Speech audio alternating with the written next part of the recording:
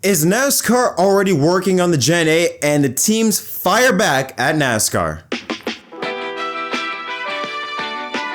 Yo, what's up everyone? My name is Jet. Welcome back to an episode of Inside Lines. Back-to-back episodes here we got today. Two stories to talk about and they're both big. Let's first start off with NASCAR and our next-gen cars. Been in production for, at the moment, 3 years now. Introduced in 2022, but according to Adam Stern, NASCAR could be already working on Gen 8. When asked about whether or not NASCAR was already working on it, Steve O'Donnell said, quote, "We are working on everything." Now, this could be many different variations. You could take this as you telling your boss that, oh yeah, you're still working on something, when in reality, you're already finished with all your work. You just don't want to do any more work and you just want to have more time off. That could be what NASCAR could be trying to say, because if you look back and whenever NASCAR talks about, oh, we're working on getting a fourth manufacturer, they say the same thing over again. We're working on it. It's close, even though it's been more than 10 years now. So you could take that in that mindset as, oh, they're just saying that to make it seem as though we're working on something. Or let's play another interesting route. Let's act as if they are working on something. Let's say that. Keep in mind that the COT car was in production for 6 years, from 2007 to 2012. We're about to enter the 4th year of next gen. Now, there have been improvements. There have been improvements, obviously, with the crushability of the car. At the beginning, it was way too stiff. There have been some different improvements that they have made to help with the racing, mainly though thanks to Goodyear. But they're definitely improving on the intermediate packages of racing that has been extremely below subpar for years now. So they've improved on a lot of things with the next gen car. However, there is still something fundamentally wrong with the next gen, considerably with the floor, underneath the floor of the car.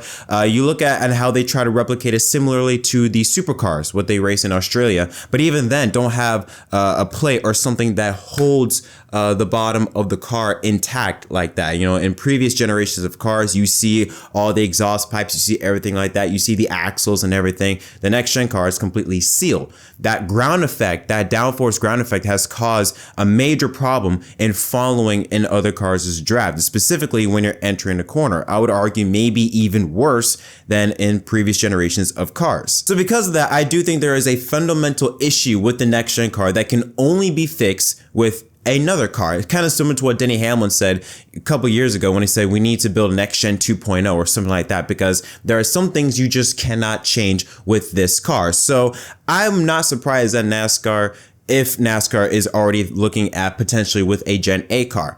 My problem is, okay, we're going to start a brand new car.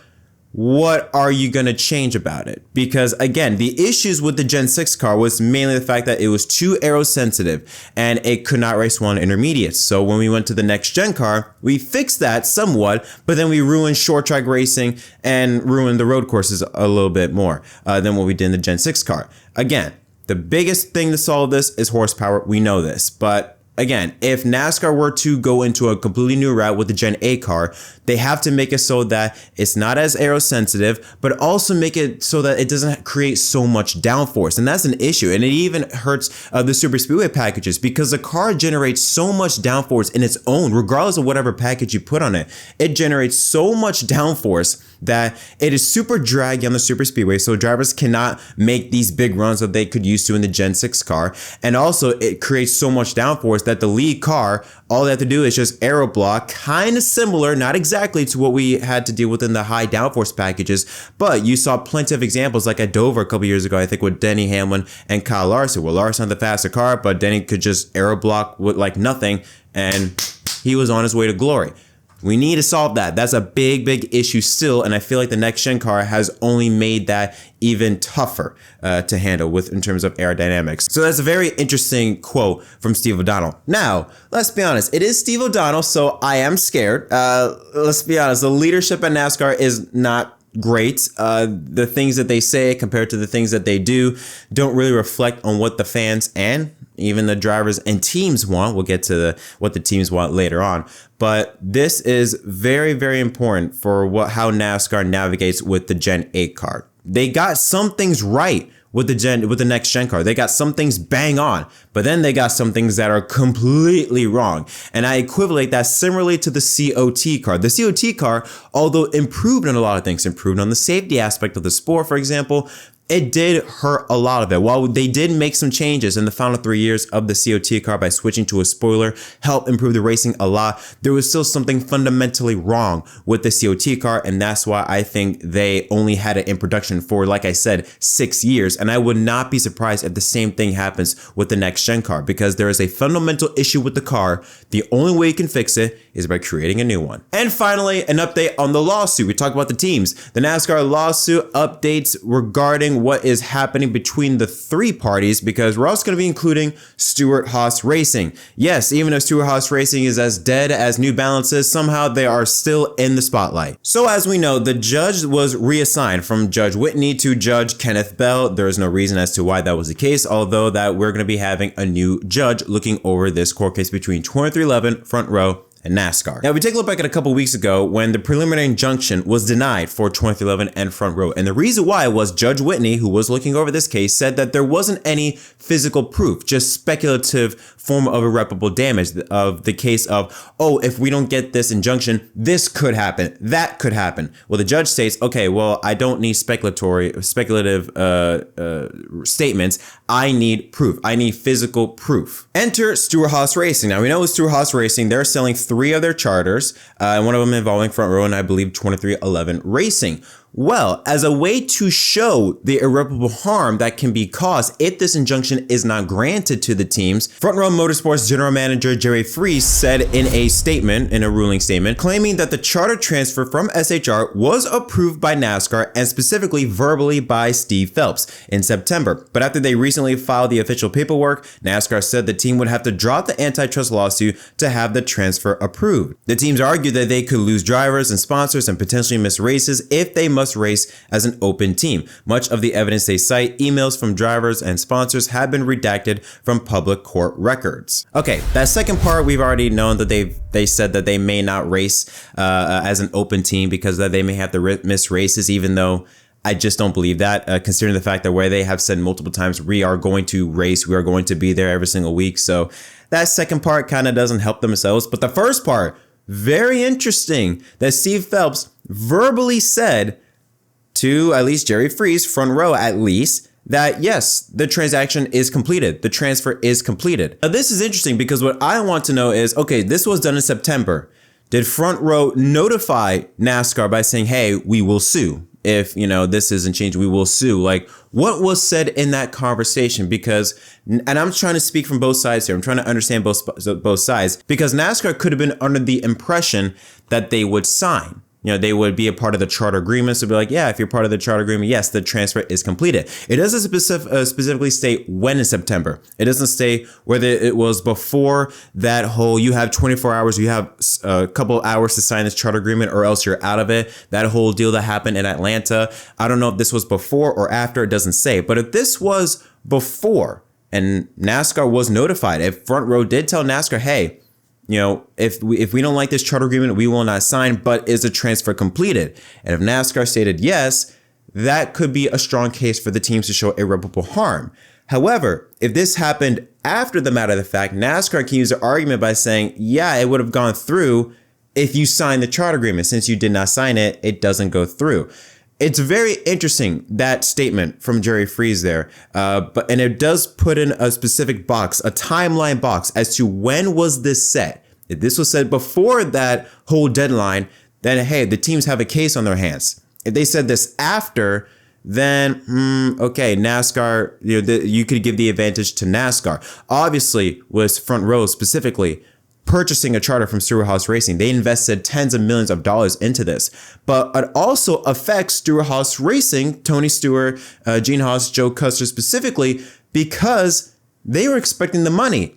If NASCAR is denying or blocking that transfer, at the moment, the money that Stewart-Haas Racing, or at least the parties involved that are supposed to get the money, is in escrow, is in limbo at the moment. It's just sitting there and they can't get it until whatever happens with this lawsuit. If the preliminary injunction gets granted, whatever the case may be, it's right now just floating in the air. In fact, the team's filing today includes an affidavit from Joe Custer, who is a part of SHR's main management, saying that NASCAR had told him on more than one occasion that the transfers to 2311 and Front Row would be approved, although no dates were given. He said they do not have the personnel/resources to run 2 more teams. And another quote that Joe Custer mentioned, that was from Jeff Gluck, that said the longer this goes on, the value of that charter diminishes more and more. So that's another case that 2311 and Front Row could bring in the case by saying, hey, listen, you not granting this, it's not affecting 2311 and Front Row, it's also affecting SHR.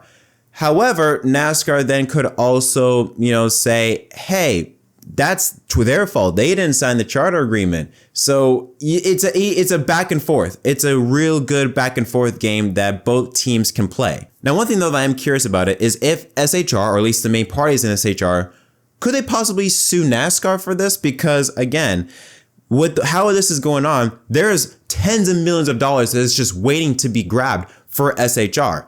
And the longer this goes on, they're not getting it. And it may diminish more and more because of how long this lawsuit may take place.